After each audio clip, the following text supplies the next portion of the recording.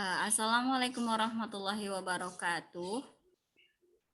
Waalaikumsalam warahmatullahi wabarakatuh. Okay, good morning, student. Morning, Miss. Morning. Okay. Today, this morning, we will learn about the science of kalam. Before we begin this class, better we pray dulu ya, kita berdoa dulu ya. Jadi berdoa dimulai. Raditu billahi rabba wa bil islami Wabil islami dina wa wabil muhammadin muhammadin nabi nabiyya wa rasulah. Rabbi zidni Rabbi ilma warzuqni. warzuqni amin. Okay, before I begin this class, this material, I will to present today ya. Andin Putri. Present, Miss. Oke, Fujanur.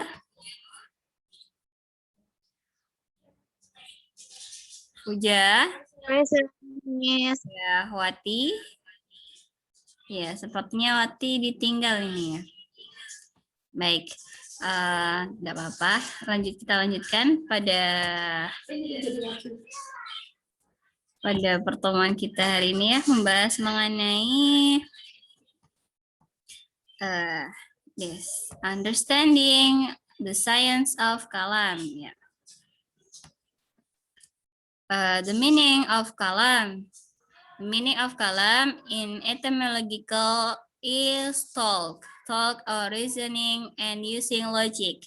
According to the terminology of a science that discuss various issues and definity by using argumentation and logic.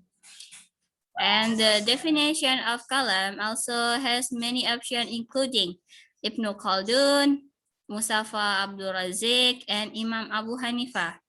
Ibnu Khaldun defines kalam science as a scientific discipline that contains various arguments about the creed of faith, which the strength by rational arguments.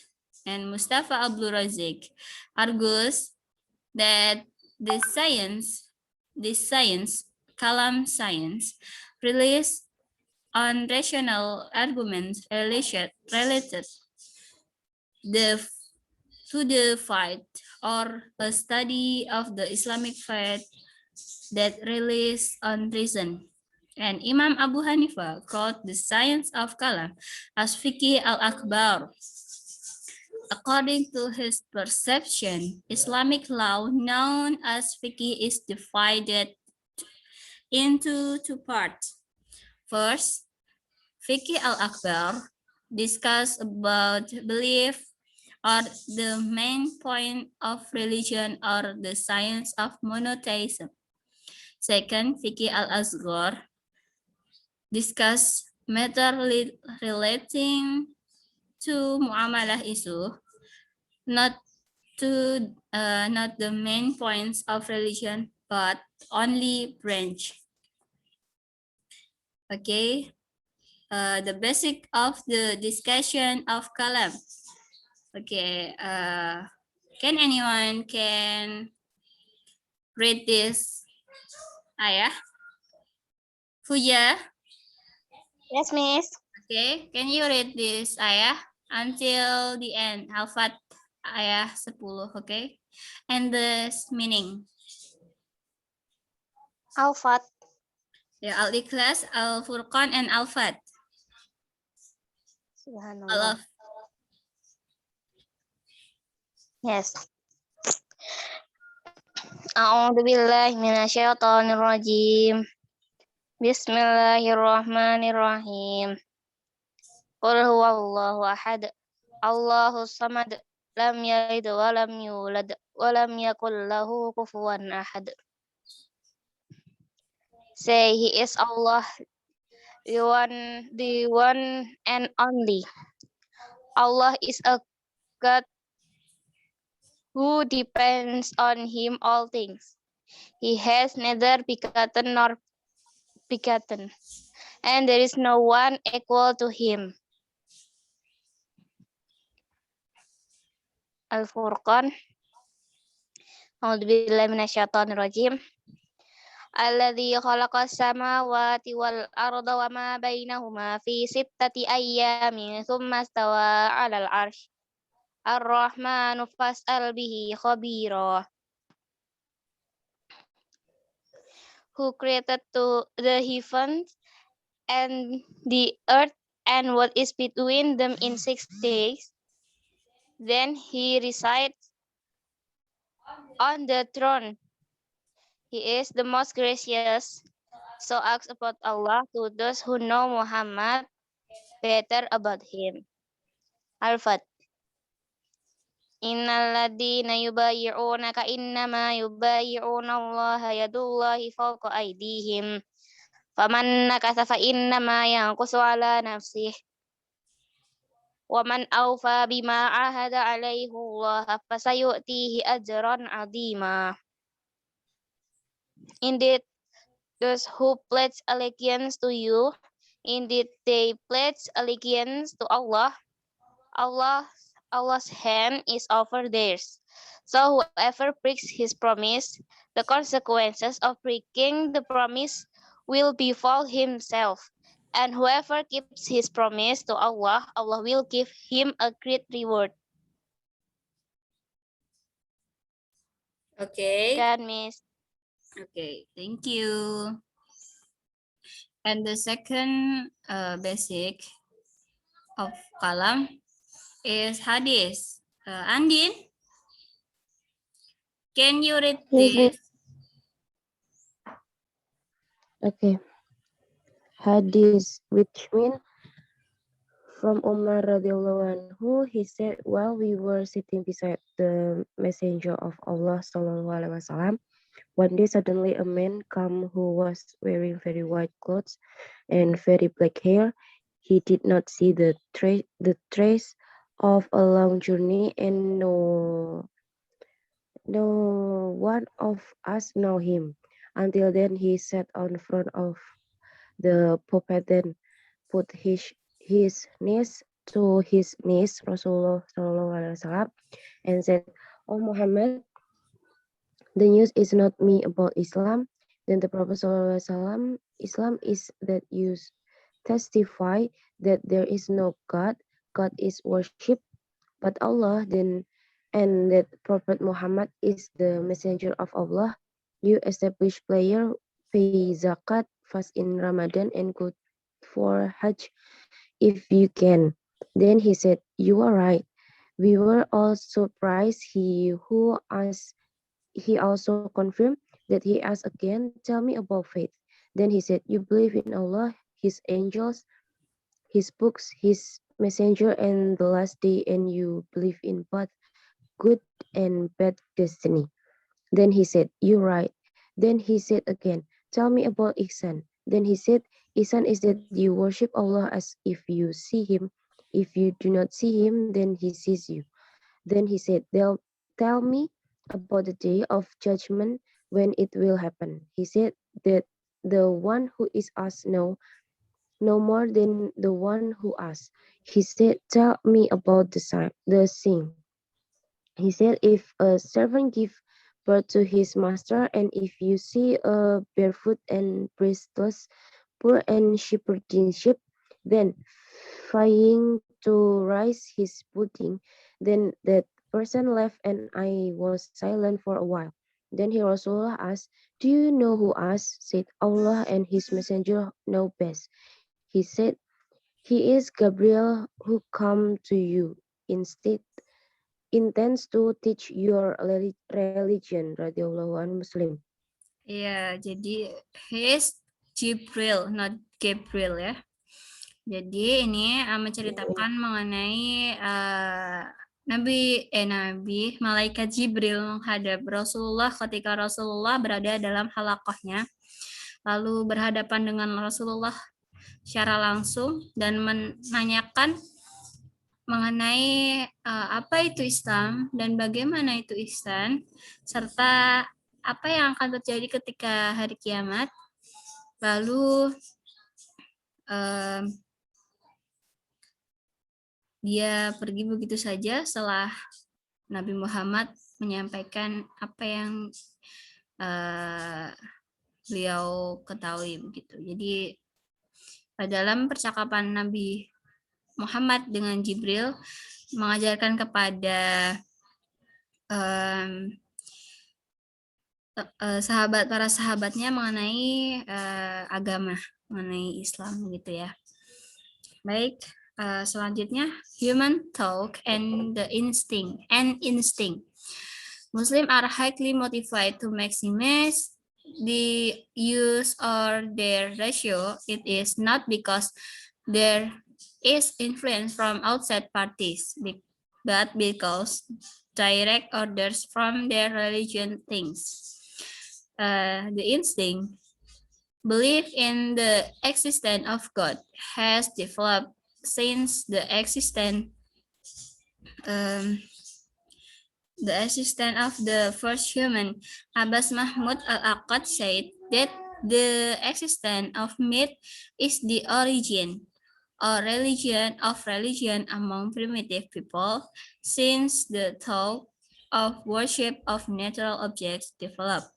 In certain areas, the worship of natural objects developed in various ways. Baik, dapat dipahami di sini? Paham? Bisa, Miss. Ya, bisa, Miss. Paham. Okay. The scope of the discussion of kalam. First, discussion of kalam. The main scope of discussion of education in the science of kalam is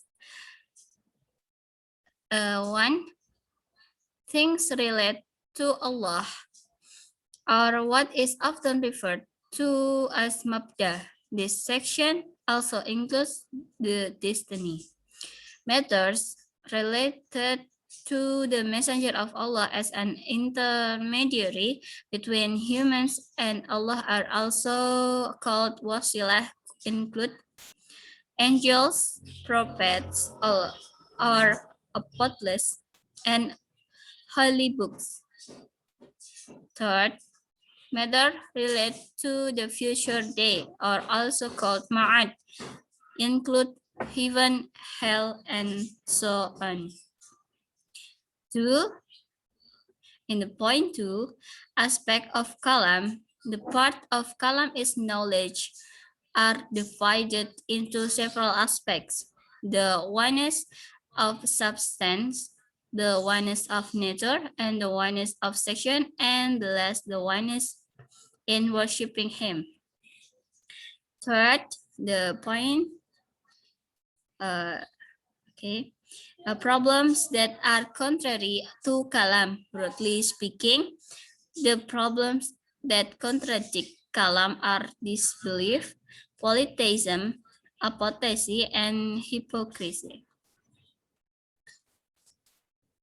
You got it, guys? Can you? Yes, Miss. Okay.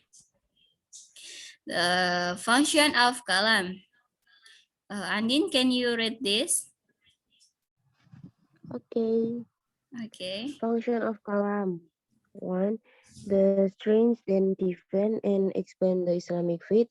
With the science of kalam can explain strange then and defend it from various definitions that are not in accordance with Islamic teaching. 2.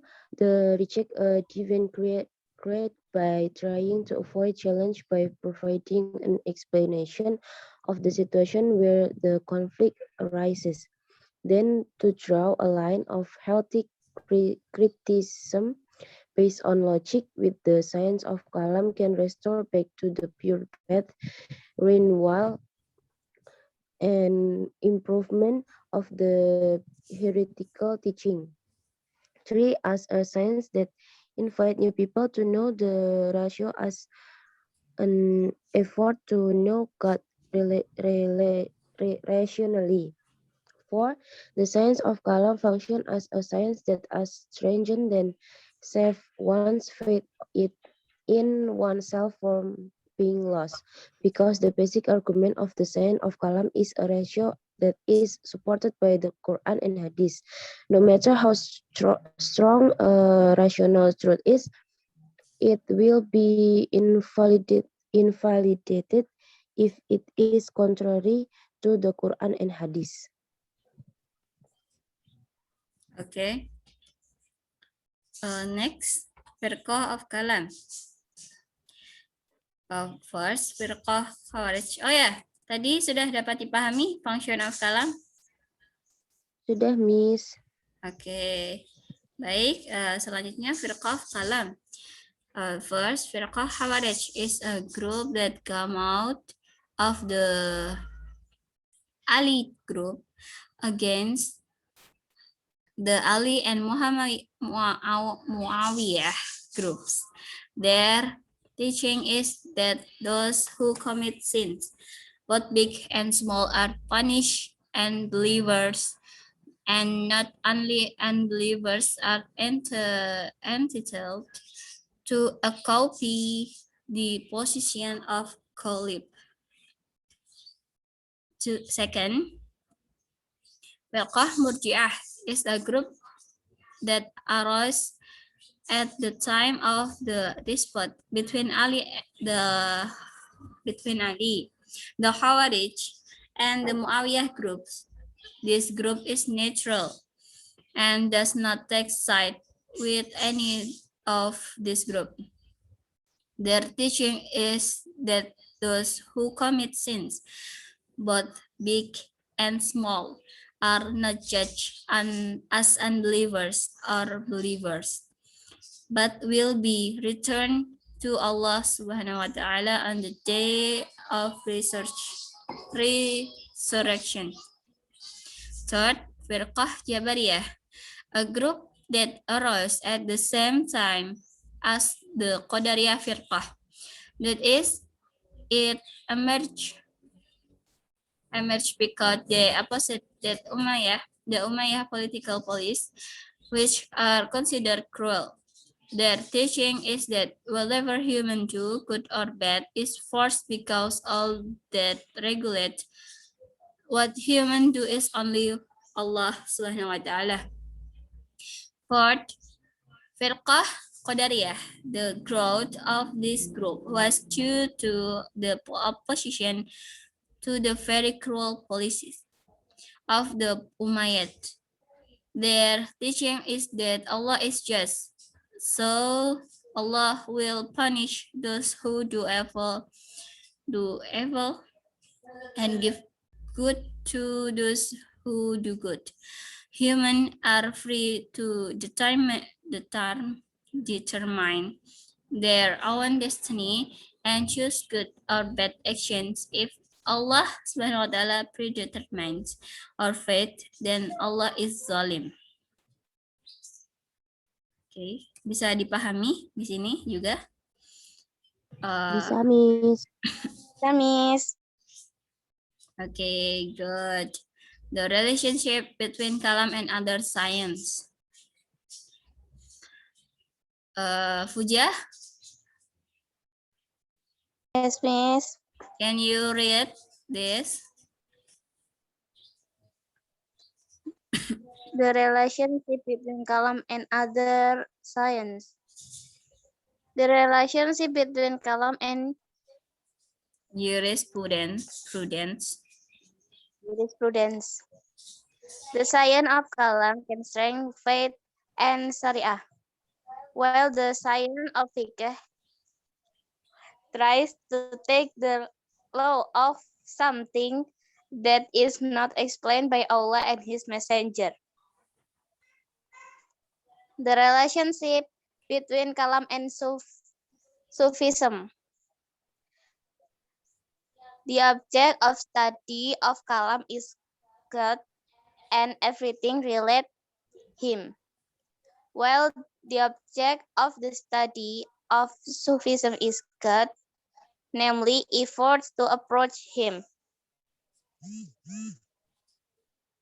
Relationship between kalam and philosophy. The science of kalam has the function of defending the beliefs of religious teachings whose divine values are very visible, while philosophy is a science that is used to obtain rational truth. Oke. Andin, paham di sini? Paham, Miss. Paham. Okay. The role of kalam in life. Re-understand the meaning of Islamic teaching with correct logical arguments. The Quran invites humans to solve a problem in a definite way based on logical and intuitive arguments that make sense and are accepted by the soul. Understanding the diversity of beliefs with a tolerant attitude. When religion becomes a very fundamental issue of belief, the issue of tolerance and understanding of the position of each believers becomes an important key for harmony in religious life. Oke, ini dapat dipahami the role of kalam in life. Jadi, Bisa, Miss. oke, ada yang ditanyakan? Mungkin? Insya Allah Tidak. tidak. Oke, jika sudah tidak ada lagi yang ditanyakan, saya akan menutup pembelajaran kita pada hari ini ya. Jadi saya akan memberikan tugas. Jadi nanti kalian membuat peta konsep mengenai firqah dan ajarannya dalam firqah tersebut ya. Baik, Miss. Dan dikumpulkan pada pertemuan selanjutnya. Baik. Sebelum saya tutup, mari kita mengucapkan hamdalah dan doa kafaratul majelis. Alhamdulillahirabbil alamin. Subhanakallahumma bihamdika asyhadu an la ilaha illa anta astaghfiruka wa atubu ilaik. Ya, alhamdulillahirabbil alamin. Sekian yang dapat saya sampaikan. Billahi taufiq wal hidayah. Wassalamualaikum warahmatullahi wabarakatuh. Waalaikumsalam warahmatullahi wabarakatuh. Oke.